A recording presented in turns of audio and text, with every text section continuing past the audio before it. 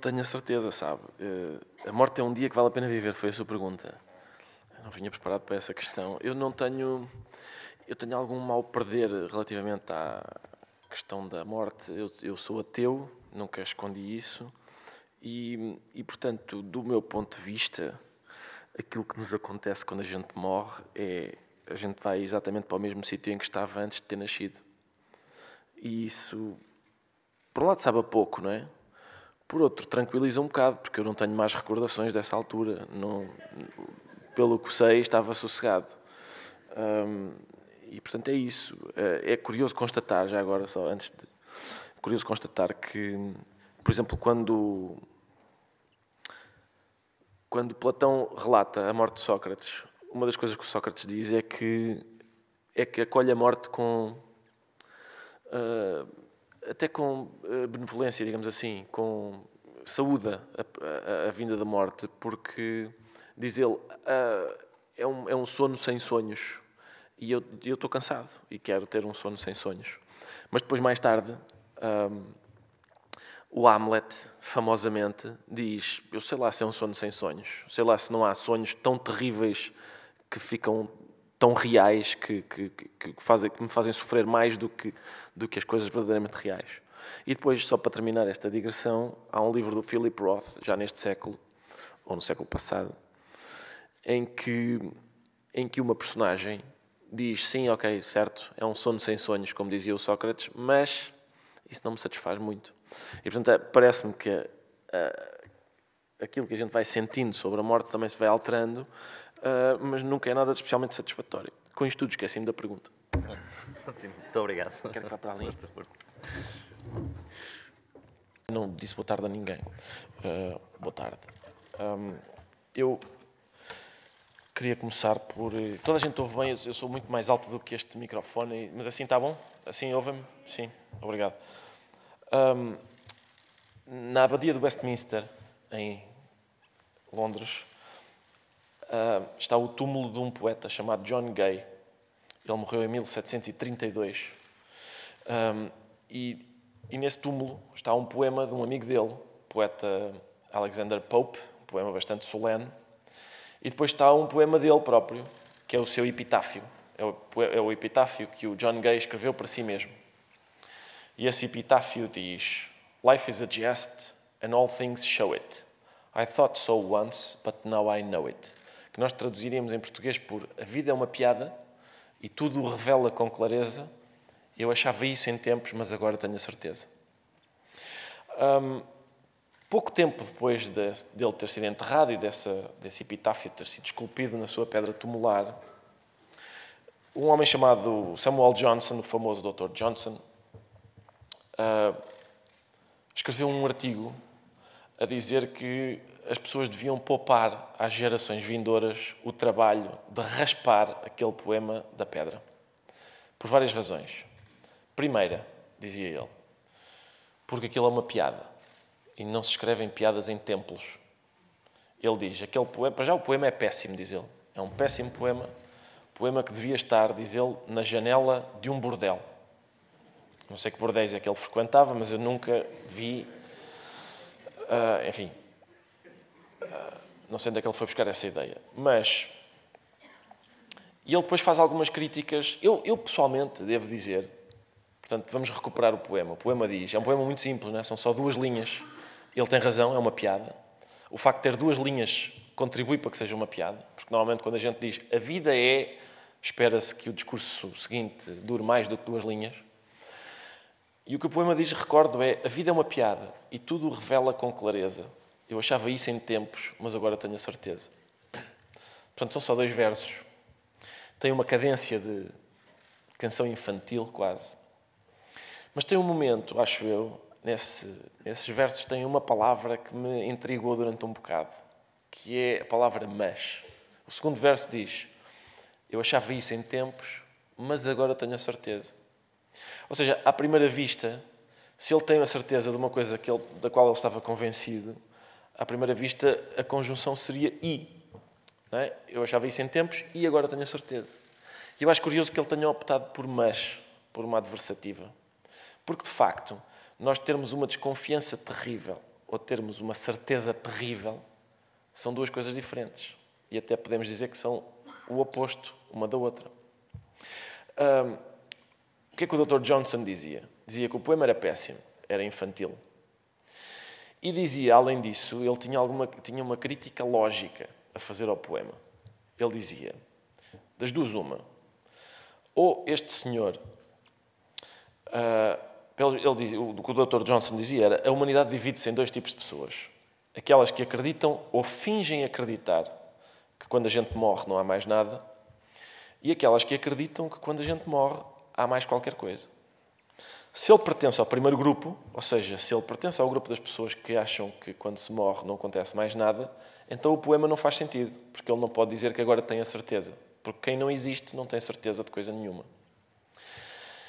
A segunda crítica é, se ele pertence ao grupo das segundas pessoas, das que acreditam que há mais qualquer coisa, então ele neste momento já sabe, e provavelmente de forma dolorosa, que a vida não é uma piada.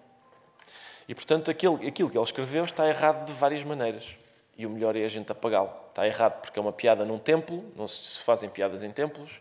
Está errado porque do ponto de vista lógico não faz sentido. Quer ele tenha uma convicção, quer tenha outra, não pode dizer aquilo. O Dr. Johnson avança com um exemplo de um epitáfio que ele acha que é bom, que é o epitáfio de um rei egípcio, que dizia que todos aqueles que me contemplam aprendam a ser tementes a Deus. Ele diz, esse sim, é um epitáfio como deve ser. A questão é, num certo sentido, todos os epitáfios são uma piada, e esse também é, no sentido em que são ventriloquia de defuntos. É um morto que está a falar, mesmo no epitáfio, que todos aqueles que me contemplam aprendam a ser tementes a Deus, é um morto que está a dizer isso. E, portanto, seguindo o mesmo raciocínio do Dr. Johnson, talvez seja má ideia pôr mortos a falar. Porquê é que eu comecei por aqui? Porque me parece que as objeções do Dr. Johnson são muito interessantes. Quando se fala aquilo que eu vinha cá falar é sobre a relação entre morte e humor. Ainda há pouco tivemos a ouvir que a morte é difícil de definir. E o humor é ainda pior. É muito difícil dizer o que o humor é. E eu não vou ocupar-me desse trabalho. Eu vou fingir que todos sabemos o que o humor é e que as palavras humor, comédia, riso, são mais ou menos metonímia umas das outras e a gente, enfim, acerta aqui, digamos, um ponto comum em que achamos todos que o humor é qualquer coisa parecida com, digamos, aquilo que nos faz rir. Sabendo que essa definição pode estar errada, porque há muitas coisas que nos fazem rir que não são humor. Até porque há vários tipos de riso. Por exemplo, quando futebolistas marcam um golo, riem. Esse não é o riso que me pagam para produzir. O riso que me pagam para produzir é o riso humorístico. E é muito diferente desse. Mas, enfim, avancemos. A questão é, acho eu, que a relação entre humor e morte é patente para toda a gente que já foi a um funeral. Quem já foi a funerais já constatou certamente, às vezes com perplexidade, outras vezes se calhar até com relativo horror, que há sempre alguém que não resiste e conta uma anedota. Há sempre alguém que chega, outras pessoas, a um canto e conta uma anedota. E eu acho esse processo fascinante, porque me parece que essa pessoa é frágil, como aliás somos todos, e tem uma dificuldade que é comum a toda a gente, que é nós somos o único animal que tem consciência da sua própria extinção. Nós sabemos todos que vamos morrer. Conviver com essa informaçãozinha terrível é bastante difícil. E há momentos em que há momentos em que a gente não se lembra disso, não é? Há outros em que isso está especialmente presente. Os funerais são um deles. E, portanto, quem conta uma anedota num funeral tenta, acho eu, espantar não só essa ideia, mas também espantar a ideia de que, mais cedo ou mais tarde, estará numa caixa igual àquela que está a velar nesse dia. também me parece evidente que há uma coincidência enorme entre o momento da morte e aquilo que a gente chama, muito prosaicamente, uma piada. Aquilo que eu falei no início, um epitáfio, por exemplo. Há vários. O epitáfio do John Gay não é o único que é uma piada. Há vários. Por exemplo, o do Raul Solnado, eu sei que é o epitáfio de um humorista e foi ele que o escreveu, mas ainda assim, o epitáfio do Raul Solnado diz: aqui jaz Raul Solnado muito contra a sua vontade. Há variadíssimos, há inúmeros epitáfios que têm graça. E, além disso, há também inúmeros registros de últimas palavras, aquelas últimas palavras que as pessoas proferem antes de morrer, que também são humorísticas. E eu acho que isso também é significativo. Até porque a maior parte delas nunca aconteceram daquela forma. É muito improvável que alguém tenha a presença de espírito suficiente para dizer uma coisa engraçada e morrer. A minha história, acho eu que é provavelmente a história mais conhecida de últimas palavras. Há várias, não é? Por exemplo, o Buster Keaton, toda a gente diz que o mito, a lenda diz que o Buster Keaton, quando morreu, estava deitado na cama, rodeado de amigos, e deixou de se mexer, e os amigos não sabiam se ele tinha morrido ou não, e queriam fazer o teste. E um dos amigos, que não assistiu a esta palestra, por isso, ou não tinha um espelho para pôr à frente do nariz, um dos amigos disse: toquem-lhe nos pés, porque as pessoas quando morrem ficam com os pés frios. E o Buster Keaton abriu os olhos e disse: a Joana d'Arc não.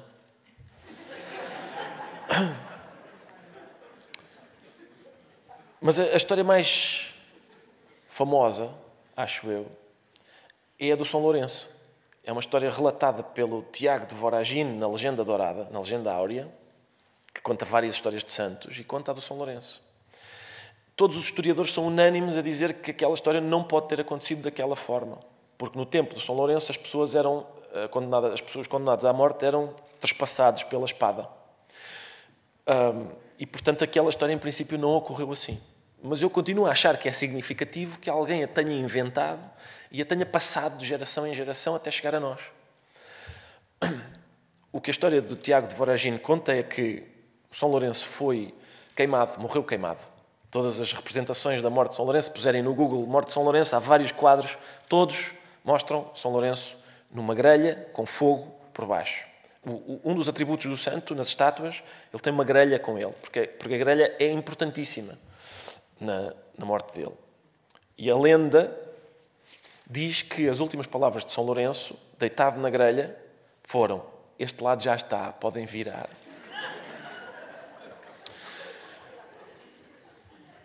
A Igreja Católica, num gesto que eu reputo de algum mau gosto, designou o São Lourenço como o santo padroeiro dos chefes de cozinha. Uma classe profissional com a qual o santo não tem nenhuma outra relação, a não ser este infelicíssimo churrasco. Mas também o nomeou santo padroeiro dos humoristas. E isso eu já acho interessante. Isso eu já acho muito apropriado. Porque a questão é, nós sabemos, não é? Sabemos todos, aliás, o Philip Larkin disse isso maravilhosamente. O que ele disse foi: morremos todos. Aqueles que temem a morte e aqueles que não a temem, no fim morrem os dois. Mas eu acho que a vida é muito diferente para quem a teme e para quem é capaz de até à última dizer: este lado já está, podem virar. Eu acho que essa é uma diferença muito grande. E é possível, era aí que eu queria chegar, é possível que esses dois movimentos estivessem presentes no túmulo de John Gay. A posição do John Gay é: não se deve temer a morte. É melhor, vive-se melhor se não se temer a morte. E a posição do Dr. Johnson é: vive-se melhor, mais eticamente, se se temer a morte. É possível que os dois tenham razão, atenção. É possível que isto que esteja aqui em causa seja a representação de duas posições relativamente à morte. A posição da religião e a posição, digamos, do humor. E a posição do humor ou seja, digamos, se calhar é por isso que humoristas e padres são até certo ponto inimigos. Porque humoristas ensinam a não temer a morte e padres ensinam que, pelo menos até certo ponto, a morte deve ser temida. Aquela ideia de que, no fim, nós enfrentamos um exame e que, se passarmos nesse exame, temos uma recompensa e, se chumbarmos, temos um castigo, talvez seja importante. Talvez seja importante, porque é para não vivermos todos que nem selvagens. Mas também me parece importante a ideia oposta. A ideia de que a morte não deve ser temida. A ideia de que se vive melhor se o temor da morte for, ao menos, mitigado. Felizmente, o humor não consegue grande coisa. O que o humor faz, acho eu, é retirar um pouco de peso às coisas. De uma forma bastante ineficaz e, se calhar, apenas temporária. É muito frequente, às vezes a gente abandona-se a uma gargalhada e essa gargalhada funciona como um analgésico, mas às vezes a dor regressa ainda antes do fim da gargalhada. É muito frequente a gente fazer... É muito frequente as últimas duas já serem...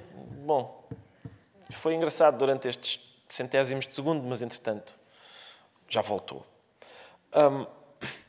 Tenho tempo, não tenho nenhum moderador, tenho ainda tempo. E ainda acho eu possível entender a morte como uma piada. Aliás, como uma maior.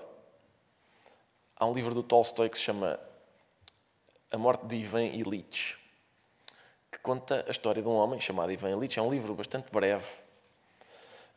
Conta a história de um homem chamado Ivan Ilitch.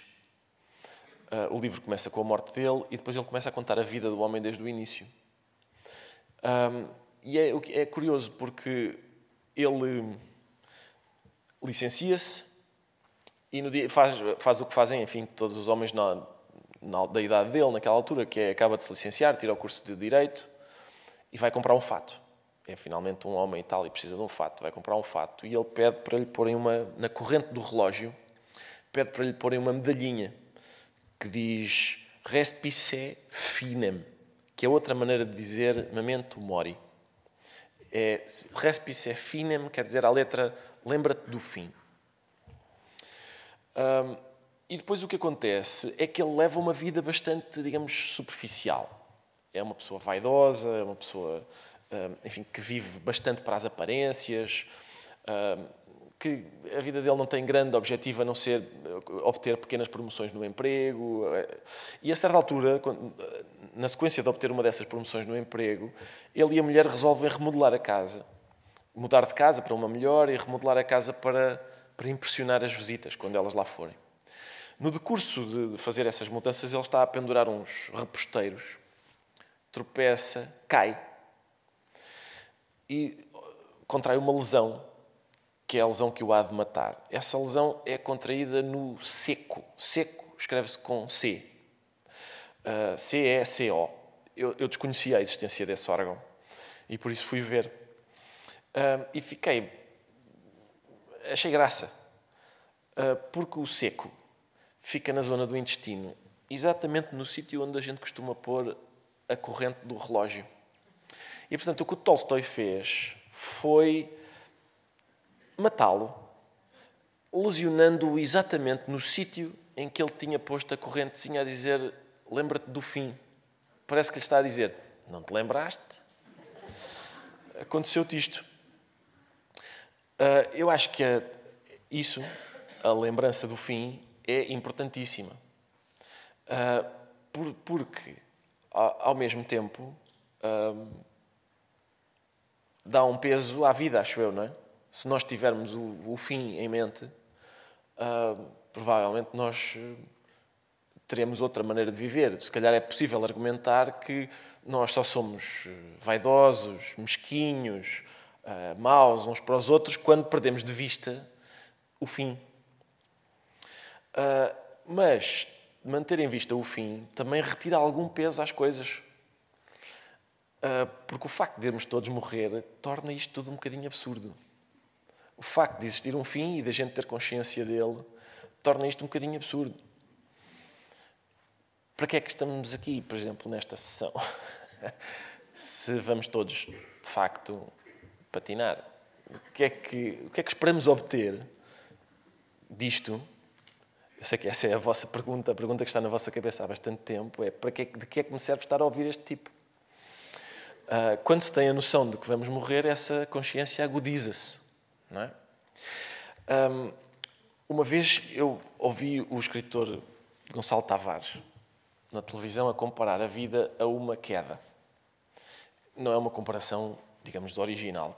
A gente sabe que basicamente é uma metáfora corrente, comparar a vida a uma queda. Mas ele fazia da metáfora uma coisa mais visual. Ele dizia que o que nós estamos, na verdade, a fazer é estamos a cair de um 30º andar até ao fim inevitável, que é esborrachar-nos lá embaixo. Isso é a nossa vida. É uma boa metáfora para a vida, é estarmos a cair do 30º andar até lá abaixo. E o que ele dizia era que, tendo em conta que isso é assim, não serve de muito a ninguém. A beleza, a inteligência, a força, nada disso serve. Porque vamos acabar todos esborrachados lá embaixo. E eu lembro de estar a ver aquilo e pensar, há uma coisa que serve. Há uma coisa que serve. De facto, a beleza, a inteligência e a força não servem para nada, não ajudam ninguém. Mas há uma coisa que serve. Que é a habilidade de fazer os outros rir.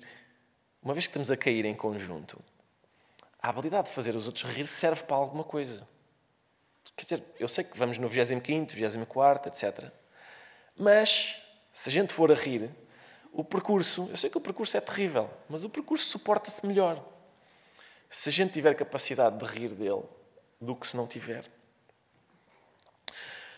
A última relação do humor com a morte que eu queria sublinhar tem a ver com a pior coisa que nos pode acontecer e que não é exatamente a morte. Toda a gente que tem filhos sabe que a pior coisa que nos pode acontecer não é a gente morrer. É a gente morrer depois deles. É isso. Essa é que é a morte terrível. Porque ainda por cima é uma espécie de morte em vida. E a relação do humor com a morte, acho eu que está manifesta, a relação do humor com esse momento é antiquíssima. Há milénios que as pessoas pensam nisso. E a prova disso, acho eu, é o mito da deusa Deméter e da deusa Perséfone. Não sei se conhecem esse mito. É o mito com que os gregos explicavam as estações do ano. Os gregos olhavam para as coisas e não percebiam porque é que a Terra sofre estas alterações tão profundas no espaço de um ano. Porque é que em agosto está muito calor, em dezembro está muito frio, porque é que em outubro as folhas caem, porque é que em abril as folhas nascem. Não sabiam explicá-lo e por isso, como toda a gente não sabe explicar uma coisa, inventaram uma história. E a história é a história da deusa a história da deusa Deméter, que é a deusa da terra, e um dia acorda e percebe que perdeu a filha, não sabe da filha. E vai à procura dela. E descobre que a filha foi raptada por Hades. Hades é o deus, é duas coisas. Hades é o deus do submundo dos mortos na Grécia Antiga e é o modo como hoje alguns dirigentes desportivos conjugam o verbo haver.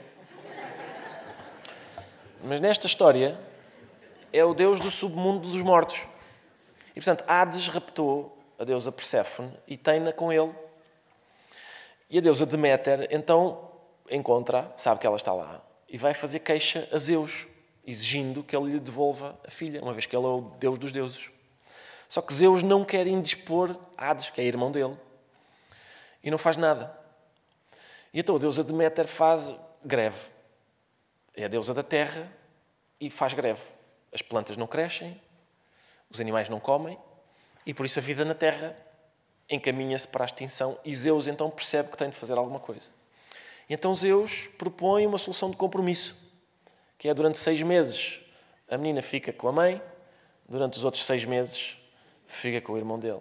E é por isso que durante 6 meses a terra parece estar resplandecente de alegria e nos outros 6 meses a terra parece estar triste. É consoante está com a filha com ela ou não.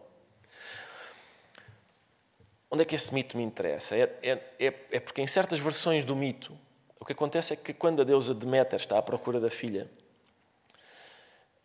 há um momento em que ela percebe que a perdeu e não sabe onde é que ela está. E nesse momento ela senta-se numa pedra a que os gregos chamaram a pedra aslasta, que significa a letra ausência de riso, incapacidade de rir. E eu acho muito significativo que os gregos tenham identificado o momento em que uma pessoa percebe que perdeu um filho com o momento do qual o riso está completamente ausente. Também não é menos significativo que a razão pela qual ela recobra o ânimo para continuar a ir à procura da filha e depois então encontrá-la onde ela está, é porque há uma personagem que a faz rir. Há uma personagem que numas versões do mito se chama Yambe, noutras se chama Balbo, que a faz rir. Um daqueles risos que vêm do ventre, aqueles risos mesmo bons, que são uma espécie de choque elétrico na barriga. Ventre que é o mesmo sítio de onde os filhos vêm, atenção. Tudo isto é bastante significativo. E é depois de levar esse choque no ventre que ela recobra o ânimo para ir à procura da filha. Curiosamente, a maneira como essa personagem a faz rir uma mãe que imagina ter perdido um filho, é-me inacessível. Eu gostava muito de ser capaz disso como humorista, mas não posso. Porque essa personagem faz rir a deusa Deméter mostrando-lhe o pipi. E eu, lamentavelmente, não tenho um pipi. Já agora fica essa informação também. Um prazer para mim vir a Guimarães transmitir-vos isso a todos. E, portanto, voltando ao início, parece-me que há essas tais duas, digamos, esses dois modos de ver. Esses dois modos de ver. Eu percebo exatamente onde é que o Dr. Johnson quer chegar quando diz não. Piadas num templo, não. Piadas na altura da morte, não. Porque a morte tem uma solenidade, ele quer que a morte tenha uma solenidade que ele teme, e eu acho que ele tem razão para temer isso, que ele teme que seja corroída, que essa solenidade seja corroída pelo humor. Que é, aliás, a única coisa que o humor consegue fazer. É erudir, não é? É a solenidade, ou seja, erudir o medo, digamos, o respeito também. É curioso que em português o verbo, quando a gente diz eu sou temente a Deus, o verbo temer, em português, significa recear e respeitar, as duas coisas juntas. E é logo a essas duas que o humor aponta. É ao respeito e ao medo. Contribui para fazer diminuir os dois. E por isso é muito natural que haja pessoas, sobretudo pessoas com uma determinada disposição, uma determinada crença, que rejeitem que o humor faça esse trabalho de diminuir quer o respeito, quer o medo. E depois há outras, provavelmente com outra disposição e com outras crenças, que não só acham saudável, como acham imprescindível que o humor faça esse trabalho de reduzir o peso das coisas, de as tornar um pouco mais fáceis de suportar e, por isso, mais humanas, e que o faça inclusivamente com o momento da morte. Obrigado.